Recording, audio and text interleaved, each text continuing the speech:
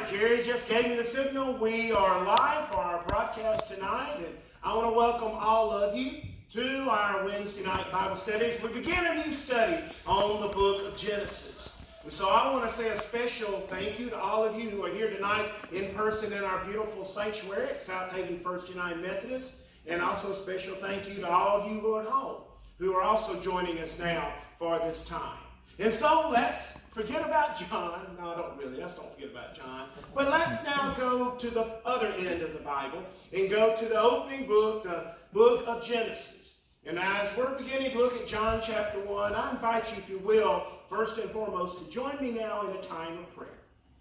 Gracious, loving Heavenly Father, we are so honored and blessed to be together, one with each other, with you, through in person and also through a live broadcast, as we come now to enter into your word through this great book of Genesis. And so I ask you now to just bless us, now as only you and you alone can do, to give us a wisdom, a knowledge, an understanding, and an insight into this great book that we've been studying all our lives. Give us those new things now that can make us understand more, but more importantly, once again, help us to grow in our relationship with you.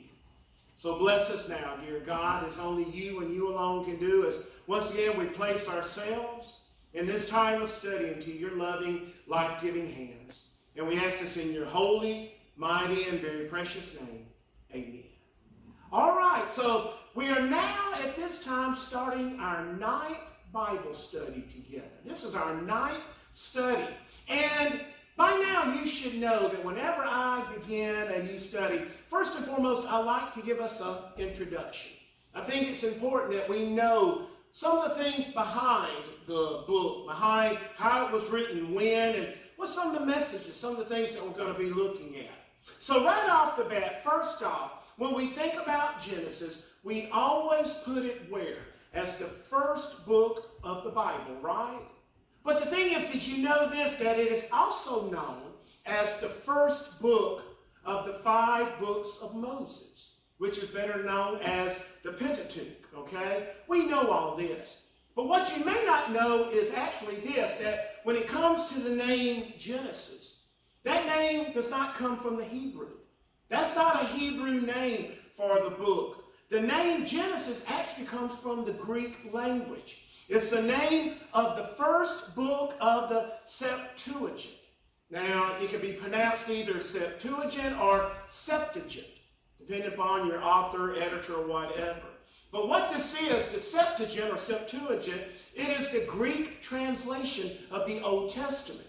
And in fact, it is believed, considered to be the actual oldest translation of the Old Testament, of the Bible itself. It's the oldest one, okay?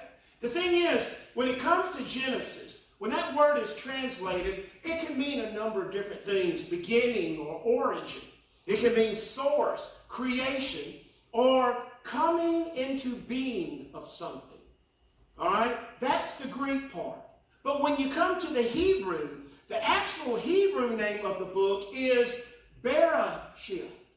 Bereshith. Now, if anybody want to take a guess at what you think Bereshith is translated to mean? Anybody want to take a guess? I'll guess before time. No, not before time. Any other guess? I mean, it's a good guess. Very good. And I already checked your book. I'm surprised Dr. McGee didn't bring this up. I was wondering. I had read it. It actually means in the beginning. This is the first word. And that's what they gave the name of the book, in the beginning. Now, as far as authorship and date, there are a whole lot of different beliefs, teachings concerning how this book was written and when it was done. Number of things of credit are given.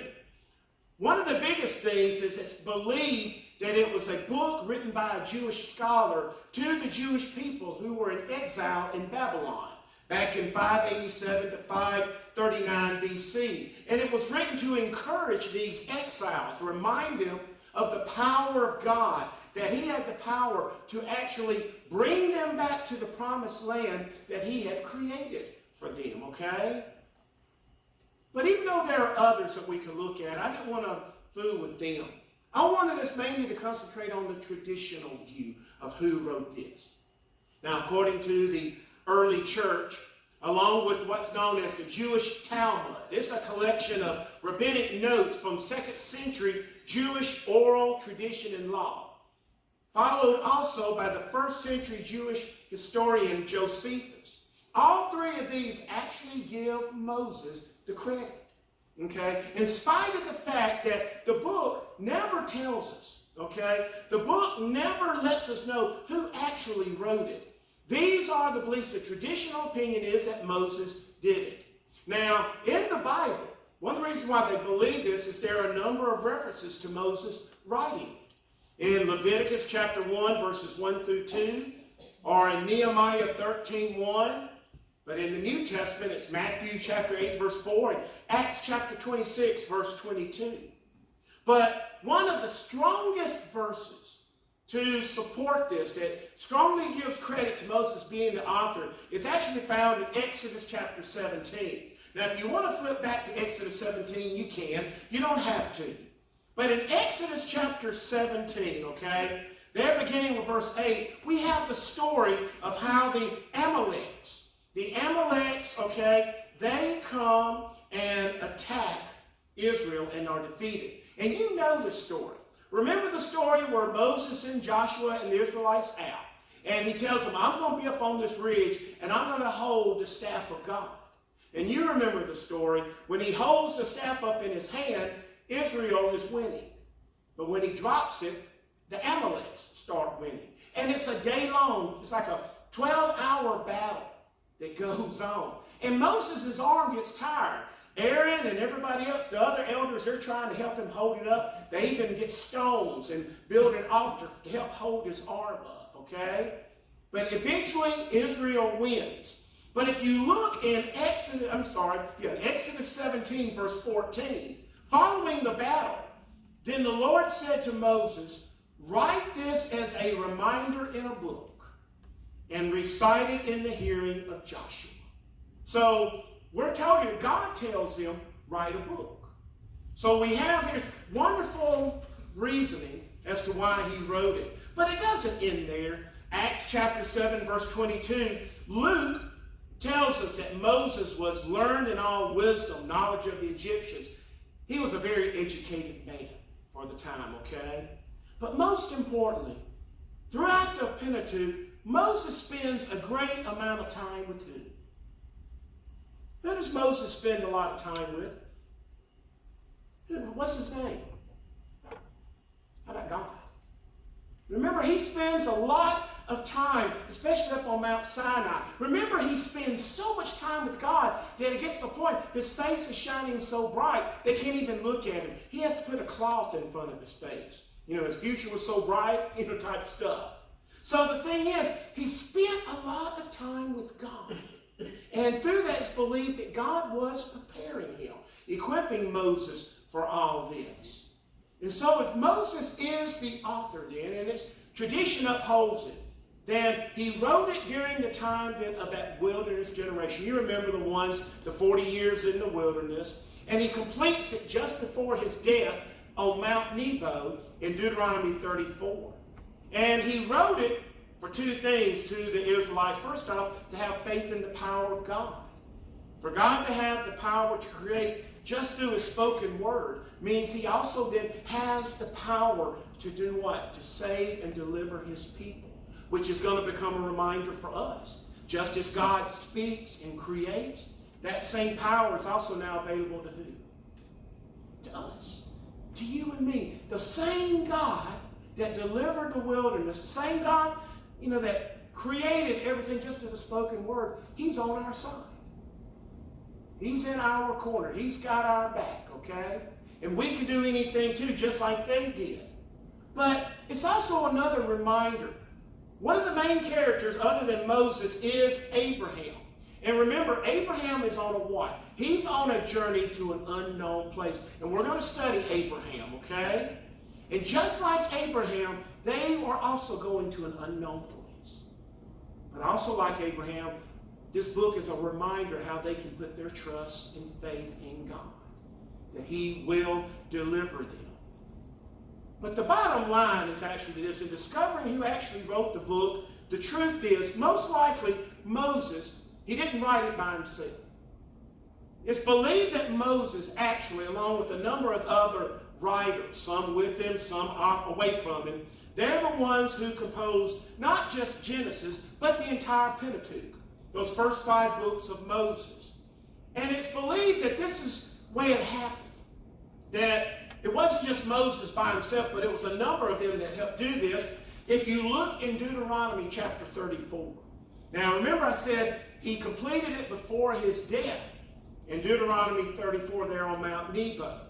Now in Deuteronomy chapter 34, it opens up Moses. He goes upon the plains of Moab, and there God begins to show him the promised land. He's going to show him all the land.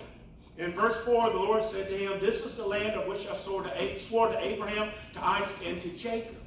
And then the author writes this in verse 5. After Moses has seen all this, then Moses, the servant of the Lord, died there in the land of Moab at the Lord's command. So this tells us what? Concerning that there had to be other writers. Because one thing Moses could not do was what? He could not write about what? Himself? Well, not just himself. He wrote about himself, but he couldn't write about his what? His own death. There's no way he could write about his own passing, his own death, okay? So that's why it's believed that there were others that helped bring all this together over the years. I mean, it's the same thing that happened in the New Testament. You know, Paul had help with other letters, and we believe that John's disciples, Mark tells us, we know we have a new ending. There's a secondary ending that's believed one of Mark's disciples added to the end of his gospel to help strengthen it and everything. But Moses, no, he could not write about his own death.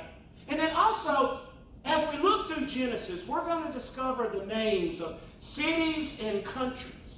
Genesis 14 is going to be a wonderful example of this. But there are names of cities and countries that we're going to find in Genesis that these places actually did not exist.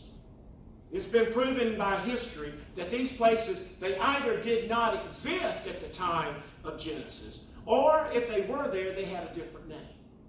So because we're going to see things like, in days to come, or in the days coming, something like that. And we're going to let us know that this is something that lets us know that it's a future reference and things like that. But we do give Moses the credit. But one of the great things about this book is that there are 5 central truths or revelations that we're now going to discover about God. First off, God wanted his creation to know him on a personal level. See, God reveals himself in this book as a live, true God. He reveals himself on a personal or an intimate level.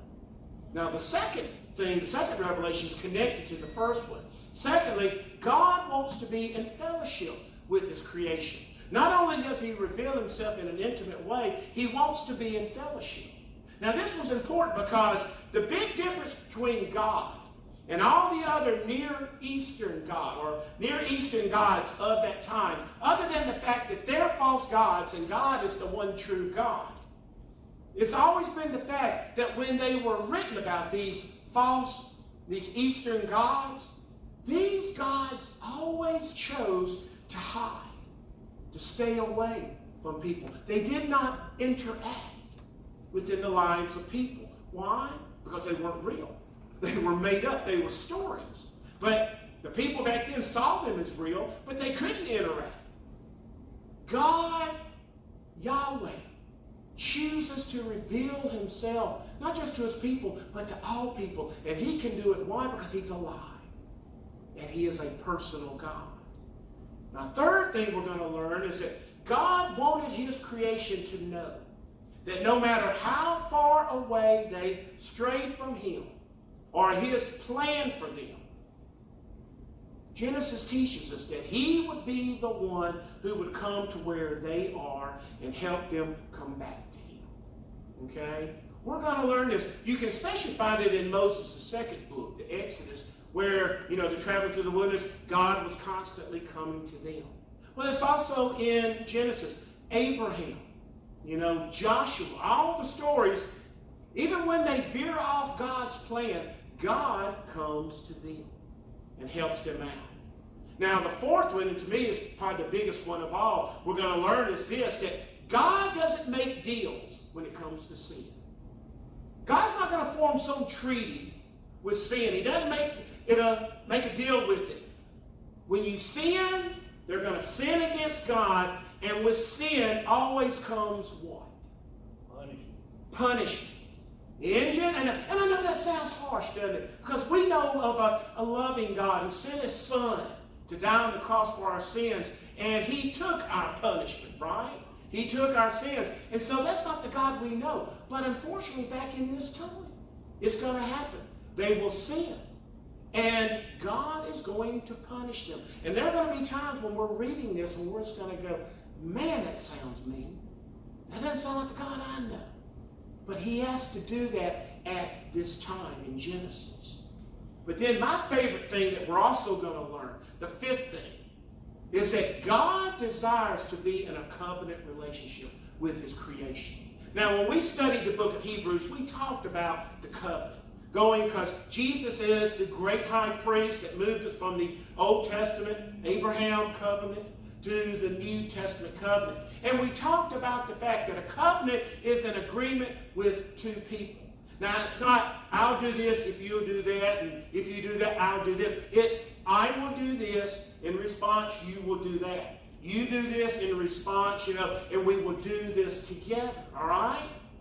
God makes, we're going to learn about these covenants. The thing is this, when it comes to these covenants, God is the one who always does what?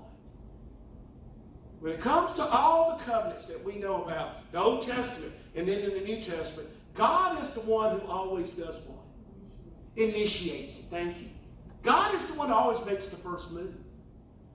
God made the first move by coming to Abraham. He strengthened it with Moses and all the other stories.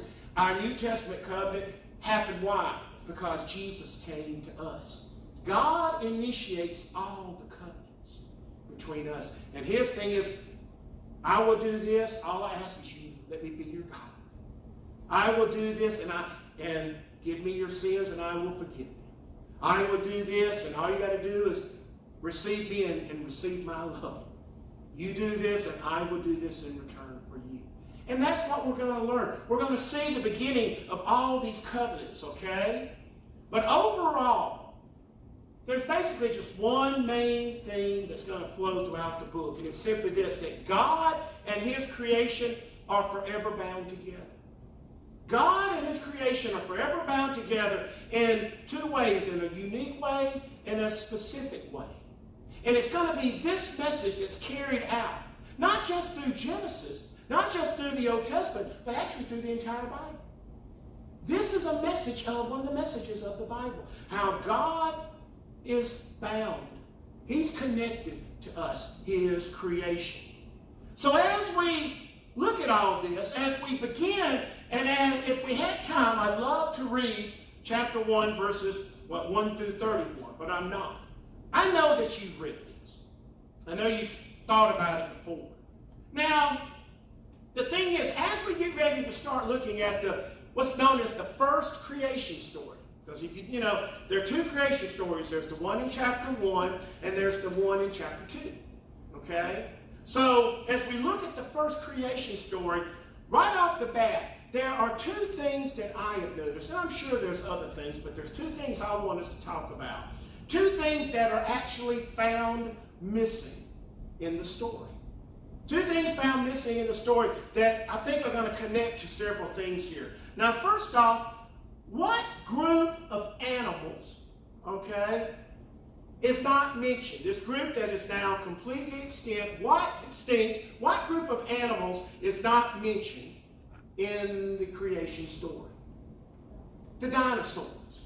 The dinosaurs. Now, you may think, what does this have to do with this? But it's going to have everything.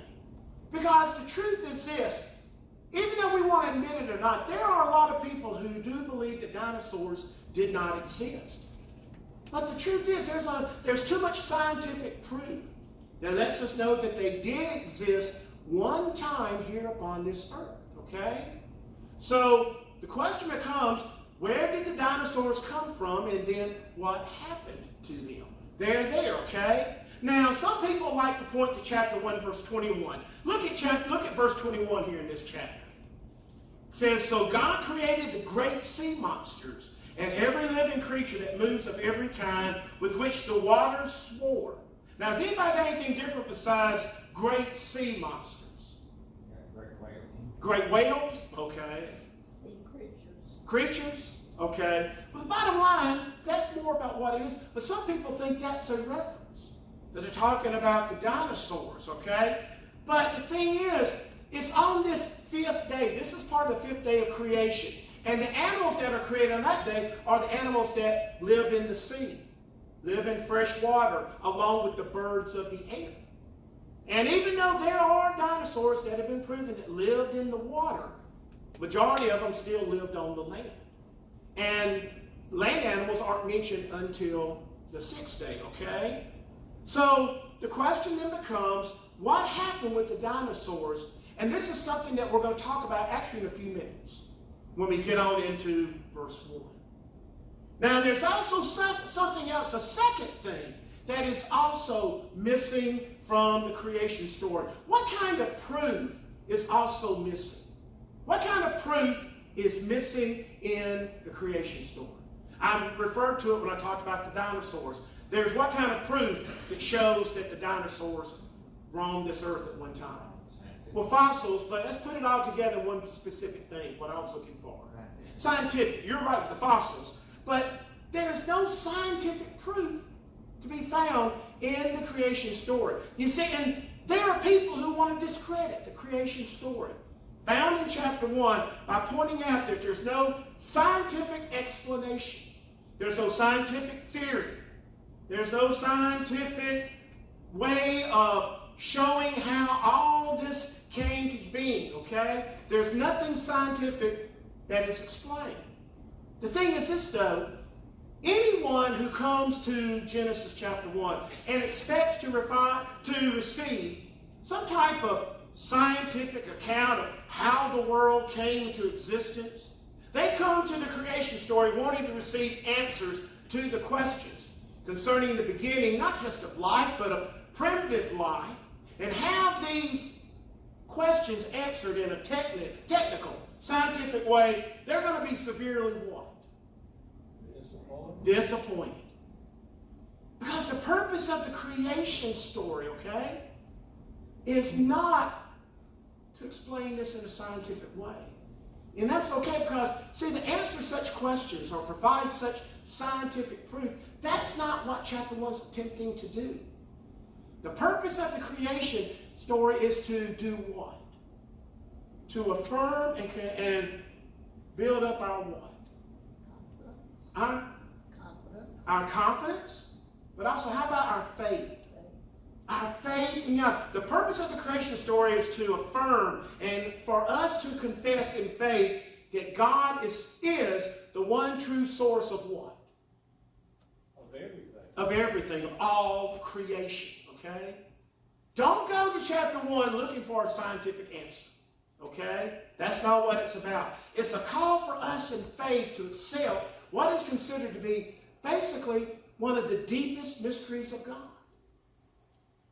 And remember, I've always said, I love the fact that there are mysteries about God that we don't understand. Remember I said once, a long time ago, that if we knew everything God knew, our heads would what? Explode. We're not supposed to know everything about God. There are mysteries about God. We're supposed to say it, but that's a God thing. I'm going to leave it in God's hands.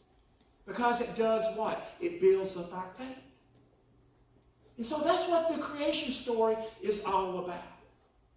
Now, as we get ready, and I want to look at verses 1 through 5, but before we get started on this, there's something I feel I just have to share with you.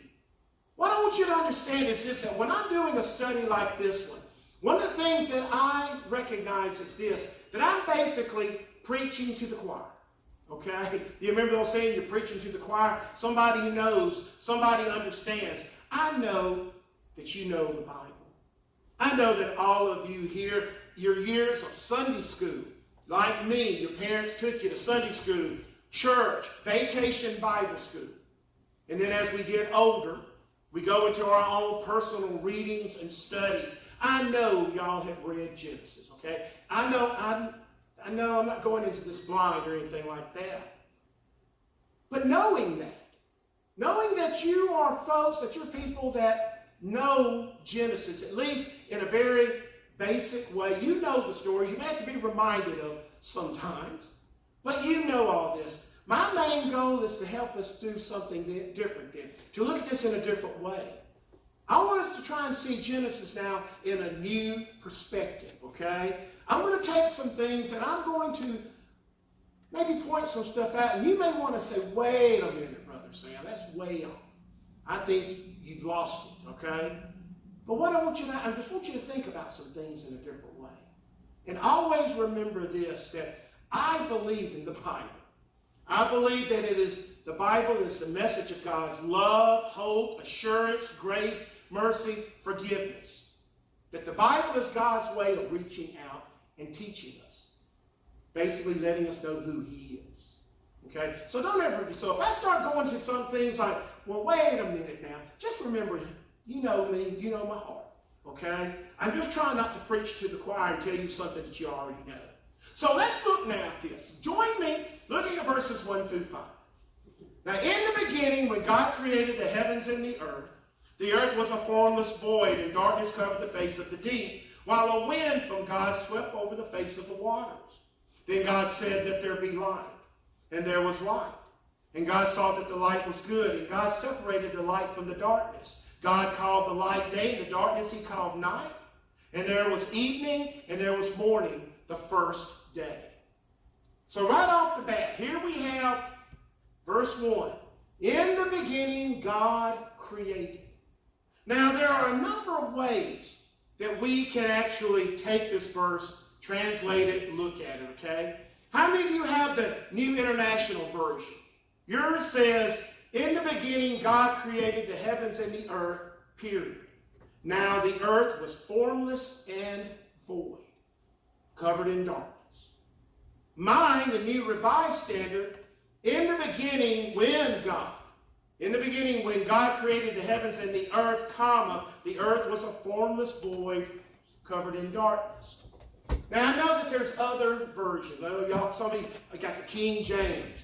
You got, other types of Bibles that you can use and everything, and that's all great. But the bottom line is this. One of the things we need to always try and look at is go back as far as we can into the original translation. And the truth is, the New Revised Standard probably comes very close as most of them, to what the original translation was about. Now, in what I shared, the New International Version, in the beginning, God created the heavens and the earth, and then the New Revised Standard, in the beginning, when God created the heavens and the earth, what word is different between those two? That word when. You're right, okay? It's by using the word when.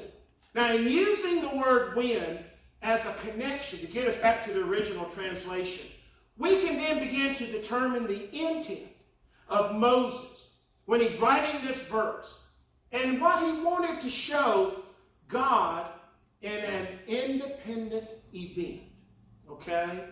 When God created. He's bringing this into an independent event. It's a statement showing how God stands, or how something stands, I should say, on its own. Now, having this verse stand out and showing an independent event is something very important. And the reason for this would come from the fact that how many of you believe that Genesis is the only creation story ever written down? Well, it's not. Genesis is not the only creation story to be found written down in the history of the world, okay? Throughout history, especially ancient history, and even continuing in some countries today, every nation, every religion has their own form of a creation story. Just like other religions, other nations had their own flood story.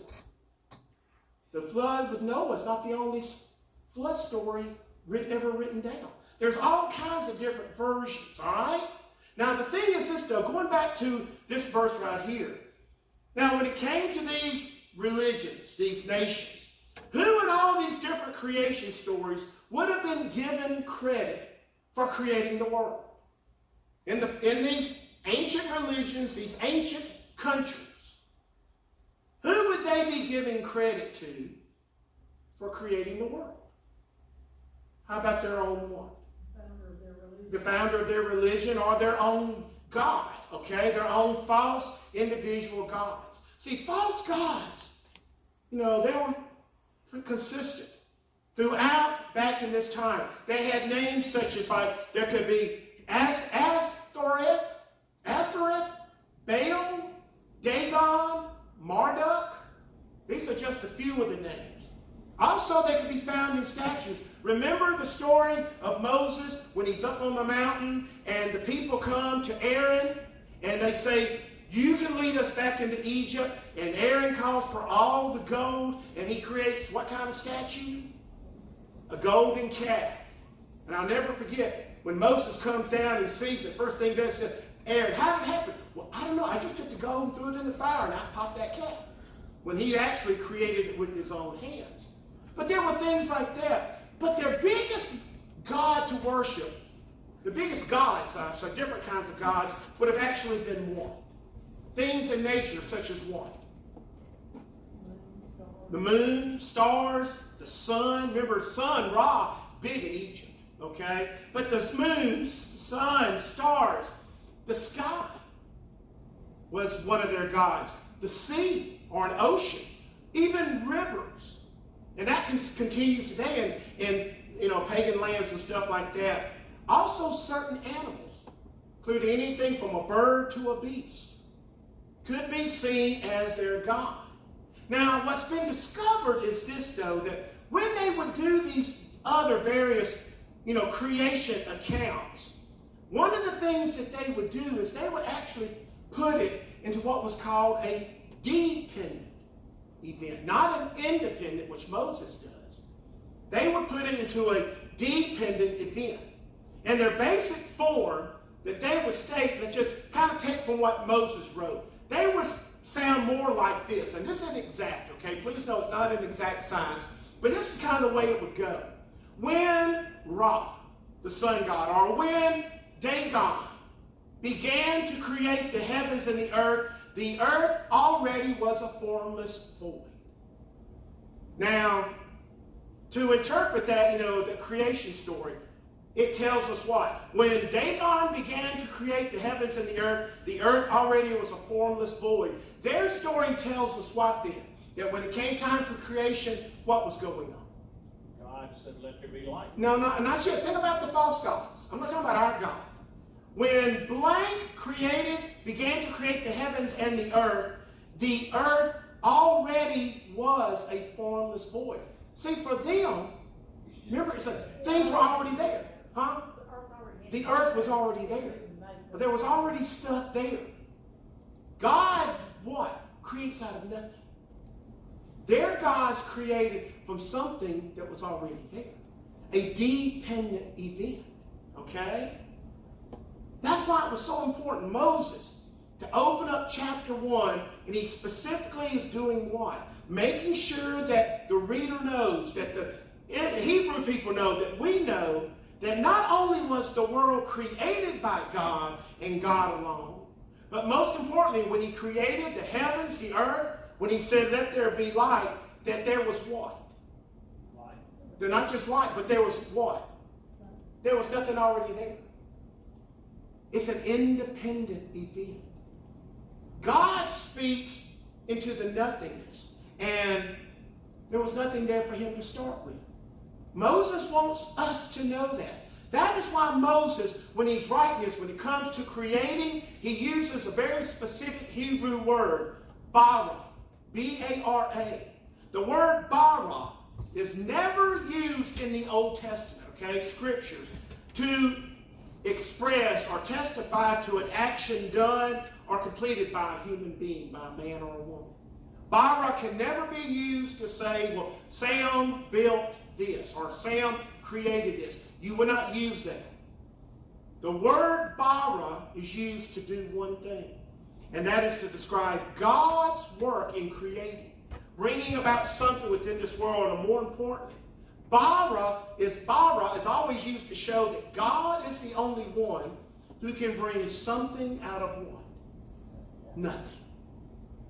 Moses makes sure to do this, okay? So he gives us this independent statement. But now look at verses 1 and the first part of 2 again.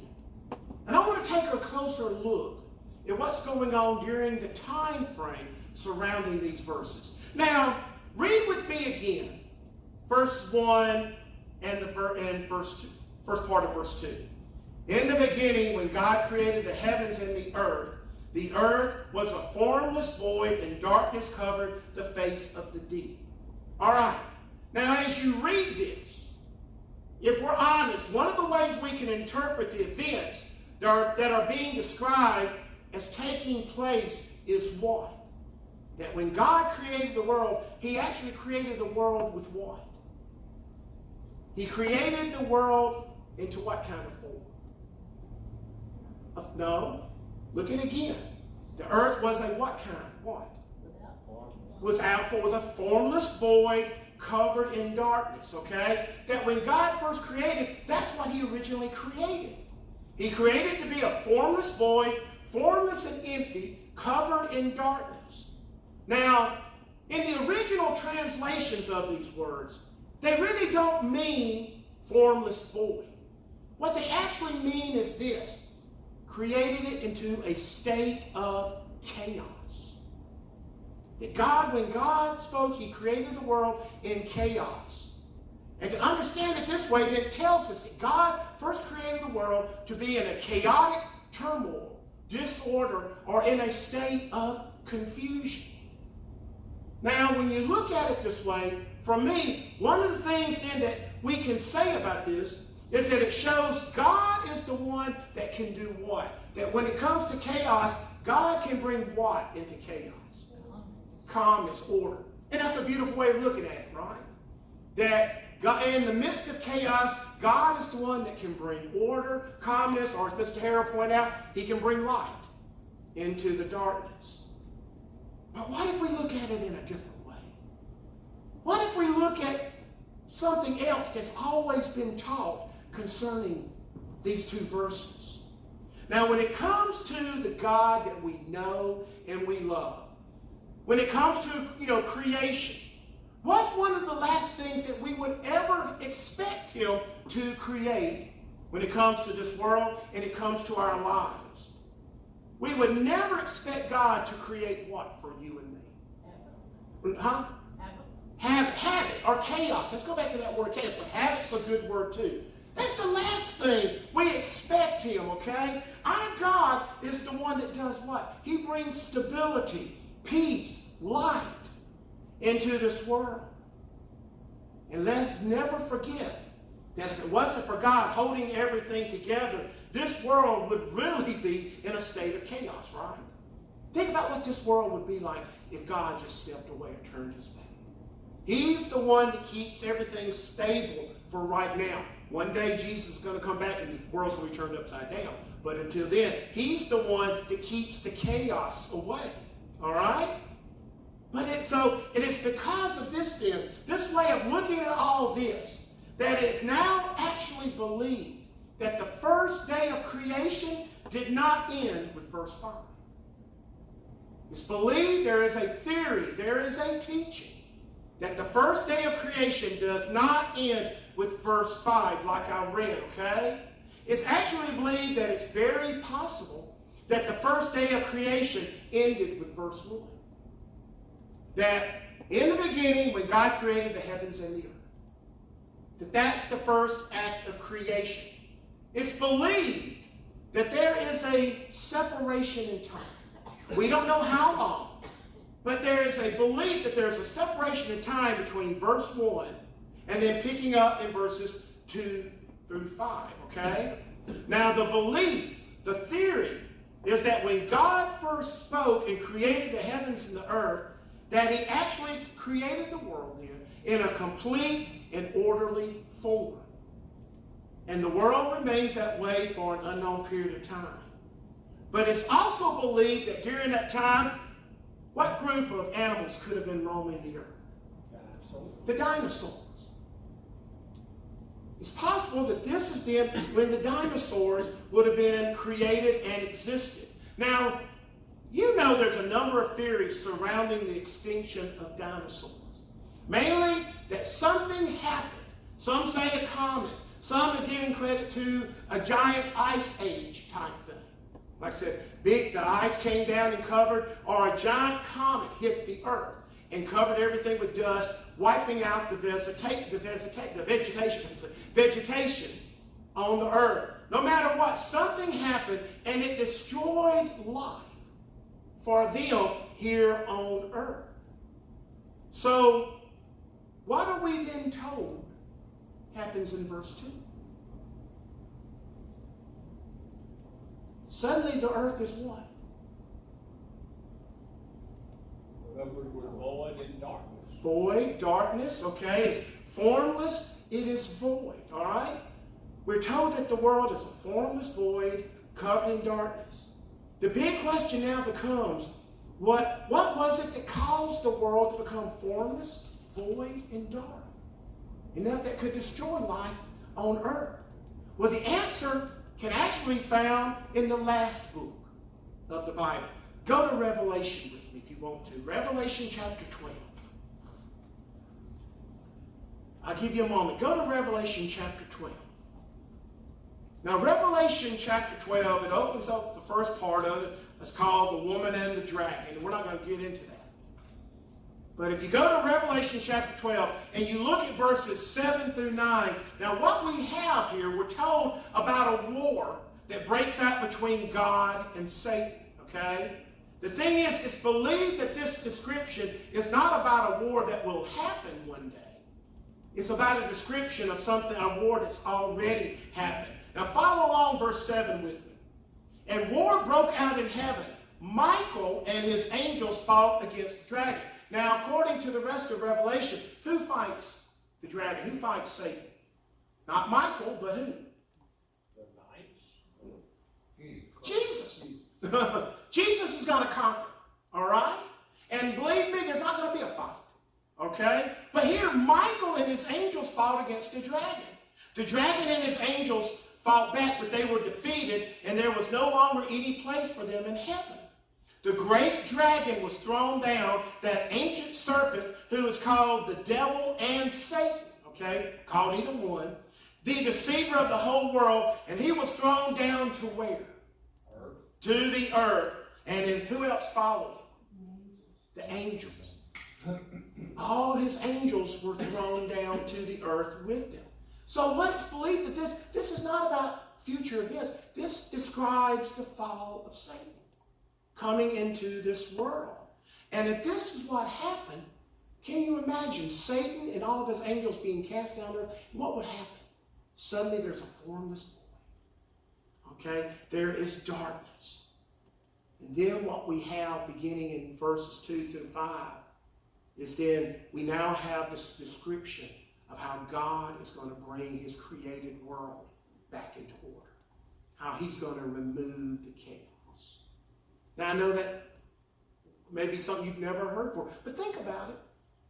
Because like I said, to me, it's what we're going to learn is how God is going to restore order in the midst of all the chaos. What he does for you and me today.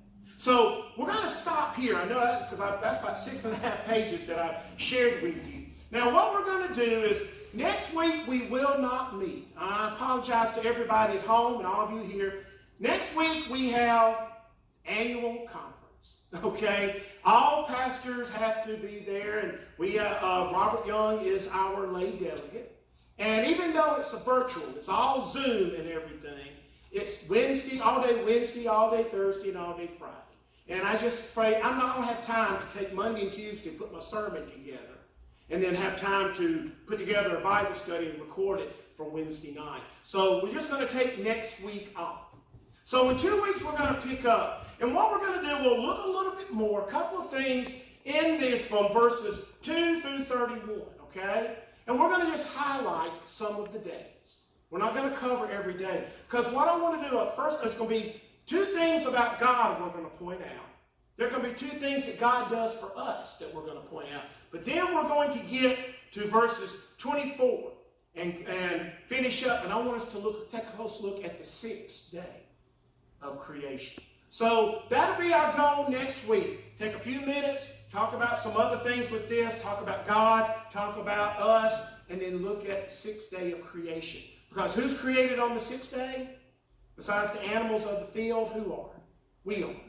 That's part of our creation story. So anyway, so we'll stop here for now then. Thank you again for being here. Thank you at home. I know this took a little longer than we normally do, but I appreciate you sticking it out with us. So until we're together again in 2 weeks, take care and God bless. Goodbye.